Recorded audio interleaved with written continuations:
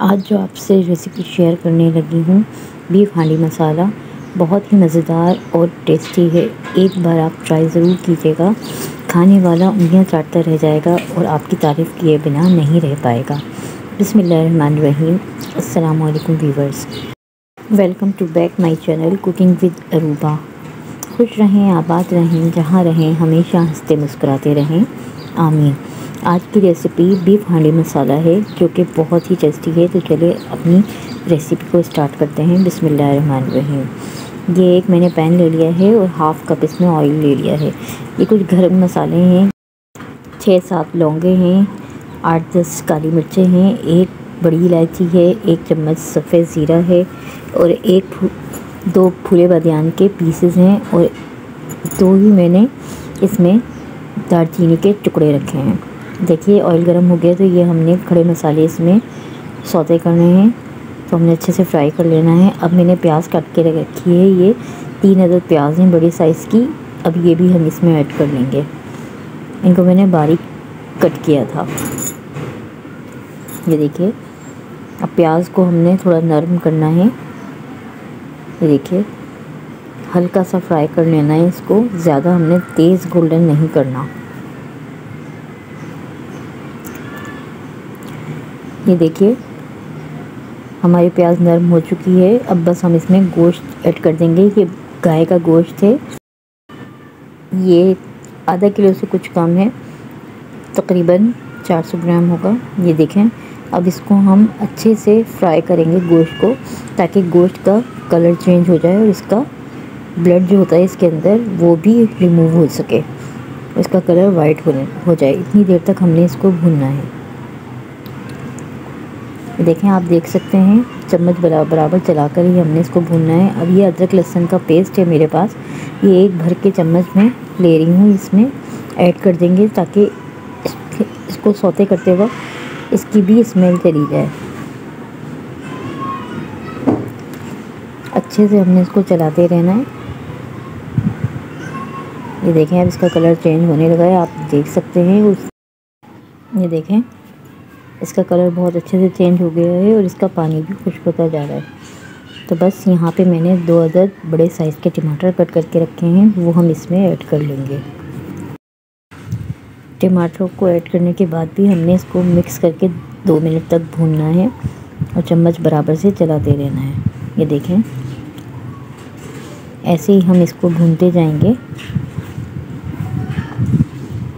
अब हमने इसमें कुछ मसाले ऐड करने हैं। तो मैं पिसा हुआ धनिया ऐड कर रही हूँ 2 चम्मच, पिसी हुई मिर्चें मैंने ऐड की हैं 1 चम्मच, पिसी हुई हल्दी ऐड कर रही हूँ 1/4 चम्मच और ये देखिए 1 चम्मच मैंने नमक ऐड किया है।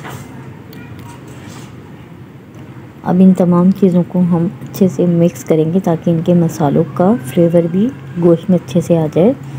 आप नमक और मिर्चें अपने टेस्ट के अकॉर्डिंग कम ज़्यादा कर सकते हैं। देखिए, इसको अच्छे से हमने मसाले को भूनना है ताकि इनका कच्चापन निकल सके।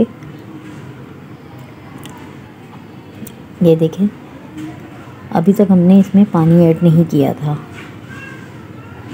अब हम इसमें पानी ऐड करेंगे क्योंकि हमने इसको गलाना है। तो यहाँ पर मैं 1 गिलास पानी ऐड कर रही हूँ। आप ये देखें, क्योंकि इसको गलाने के लिए हमें तकरीबन 1 घंटा तो लाजमी चाहिए, उससे ऊपर लग जाएगा, उससे कम में ये गोश्त नहीं गलेगा। चिकन हो तो चिकन जल्दी गल जाती है। तो अब हम इसे कवर कर देंगे और तकरीबन 1 से 1.5 घंटे के लिए दरमियानी आंच पे, स्लो आंच पे पकने रख देंगे। ये देखें, अब मैं 1 घंटे के बाद मैंने चेक किया है तो इसका पानी रिमूव हो चुका है और इसकी बोटी भी मैंने चेक की है, तो अभी पूरी तरीके से नहीं गला है, तो थोड़ा सा इसमें कसर बाकी है अभी।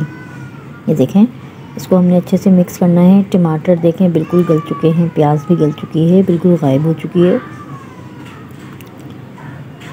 तो हमने इसको बराबर से भूनते जाना है क्योंकि इसमें ऑयल अच्छा सा आएगा। ये देखें, अब मैं यहाँ पे साबुत धनिया जो होता है ना, कुटा हुआ भुना हुआ, वो 1/2 चम्मच और 1/2 चम्मच ही मैं सौंफ ले रही हूँ और थोड़ी सी मैंने जायफल जावित्री का पाउडर लिया है जो मेरे पास पिसी हुई है, बिल्कुल थोड़ा सा। अब ये हरी मिर्चें हैं, मैंने 2 बड़े साइज़ की कट कर ली थी, वो इसमें हम ऐड कर देंगे और अब हमें इन मसालों को भी अच्छे से इसमें मिक्स करना है।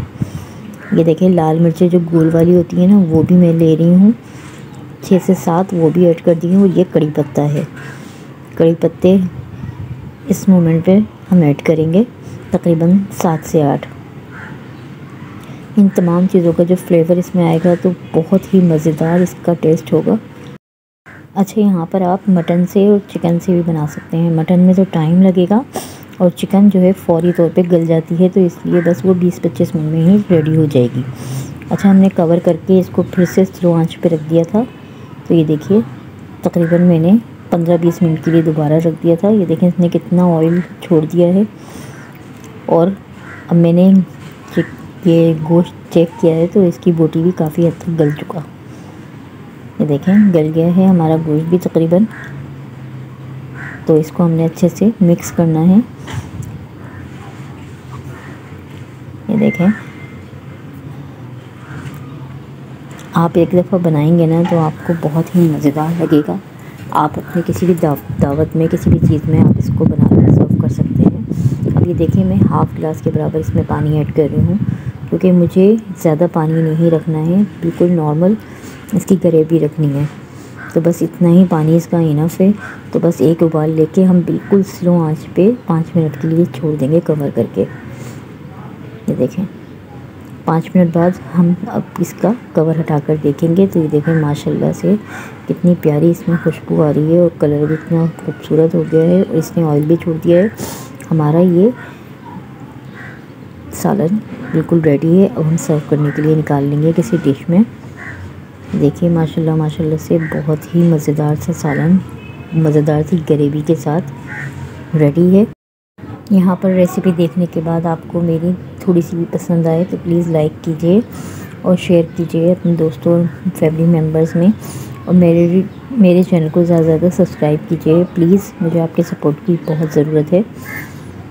और कमेंट में ज़रूर बताइएगा कि आपको आज की मेरी रेसिपी कैसी लगी।